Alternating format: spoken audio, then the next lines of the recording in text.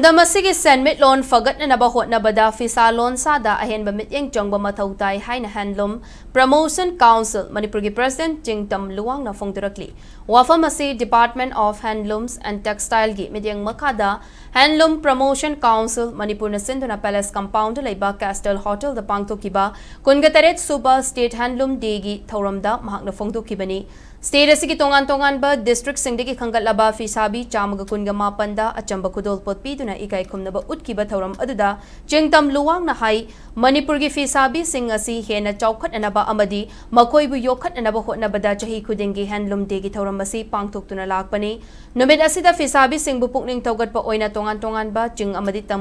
tamgi district singdagi khangatlaba Pheesa-bi kharada achamba kudol potpiduna ikai khumnaba utpagi tanja amasu thauram asida lauri Laidiba Pheesa-bi sing asi Manipur Laingak na Ahenba Mityeng Changlabadi District Kuding Maktigi Ahenba Pheesa-bi kaya leptana thorakani haibagi achet pathajabalai Amaromda Pheesa-Lonsa da mai onsilamba miyoi kaya na sinfam asibu thadoktuna hiram kaya da chatna khibagi masing yamlakle lamdam asigi apunba saktam ama semgatnanaba sagatnanaba hotnabada Pheesa-bi singi achouba thaudang lai haibasi ngasidi aikoi khuding makna khangfam thokle hainasu mahakna fongdoki